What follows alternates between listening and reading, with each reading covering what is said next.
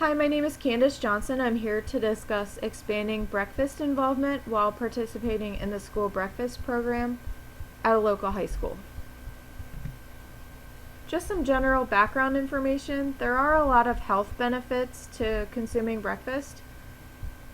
Particularly students experience better attendance, higher test scores, and better behavior. A lot of recent changes to the school breakfast program have created a lot of new challenges to all the schools that are participating throughout the U.S., which does include the high school that I studied. So in order to meet the new nutritional requirements for the program, the high school has had to make a lot of changes to their menu, which has caused a decline in breakfast participation. This table summarizes the breakfast program requirements. So the school has to offer at least a cup of fruit juice or vegetable per day. They have to offer 9 grain equivalents per week, so usually 2 per day. They have to offer a cup of milk, and the meal has to be between 450 and 500 calories as a whole for the meal, and the sodium can be no greater than 540 milligrams.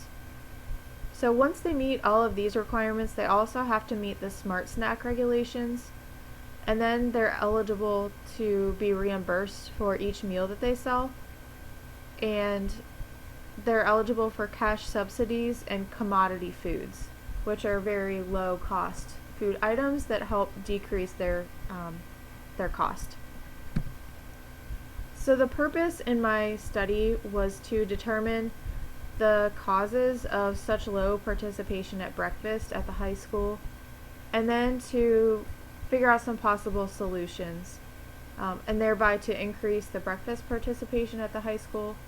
I also wanted to figure out which food items were not selling well and which food items were selling well so that we could increase breakfast participation in that way. So the methods that I used, I mostly observed breakfast. I observed breakfast 3 days a week for 12 weeks. I mostly just watched the students to kind of observe what food items they liked and which food items they didn't like. I didn't collect any data from that. I just collected data from the Meals Plus system, which is their point of sale system. I collected numerical data that way. So any data that I discuss did not interact with people at all. So I collected data just kind of to look at the whole picture. I looked at sales from years past and sales from this year, and then I also looked at which food items were selling the best. I also conducted some research to determine what other schools across the United States that are also participating in the school breakfast program were doing to meet the requirements, yet keep participation up. So after observing for breakfast for several weeks, I basically figured out that there are a lot of reasons that school breakfast has been declining for several years. There's not just one cause. Some of the causes, students a lot of times don't have enough time to get through the breakfast room or breakfast line before they can get to class. Another reason, unfortunately, is that students tend to associate getting breakfast at the school with being low income or being a free or reduced student. So students a lot of times will think that if they go through the lunch line, that everyone else will think that they're low income or free or reduced, so they just don't go. Another big factor in the decline in breakfast participation has been that several items have been discontinued from the menu. A big one is Pop-Tarts. They took Pop-Tarts away last year in the spring, early spring, and I guess the students really like their Pop-Tarts. And they've tried several different recipes, and they've been trying to make blueberry bread as a possible substitution, and the students initially accepted it really well, but acceptance has kind of declined recently. Interestingly, the food service director took the Pop-Tarts off. They did meet the requirements, but she didn't like the image that it sent. She wanted to portray, that they're a healthy program, and so she took the item off of the menu despite the lower participation rates. So this graph or table shows basically that students are coming into the breakfast line wanting a hot entree. So students come through the line really wanting something warm. 73% of the breakfast sales so far this year have been from a hot entree. 19% have been from grab-and-go items like Uncrustables and bagels. They really want items that they can just take on their way to class and not have to, sit down and eat. And then the blueberry bread has only been 8%, so all that work that we're putting into replacing those Pop-Tarts, students really aren't accepting. It's only been 8% of the sales so far this year. Granted, the blueberry bread was not offered initially, so that item is that data is a little bit misconstrued. So this graph represents the monthly breakfast sales over the last couple years. So it starts back in August, September of 08, the school year 08-09, and then it goes to the present. So the highest sales were up in here. This was the 2010-2011 school year in March and April. They were averaging 89 meals per day at breakfast, and now it's all the way down to 37. So August, September, and October, it's around 37, 36 per day so far for this school year. So it does show that breakfast participation has declined, but it's not just this year. It's definitely at a low this year, but they were, until they discontinued the Pop-Tarts. They discontinued Pop-Tarts around February of 2012-2013 school year. Before that, they were averaging about 70, consistently in the 70s. And then they decreased to the 60s and the 50s, and now they're all the way down to the 30s. So it has been a gradual decline. It's not just this year, but definitely indicates that some changes could be beneficial.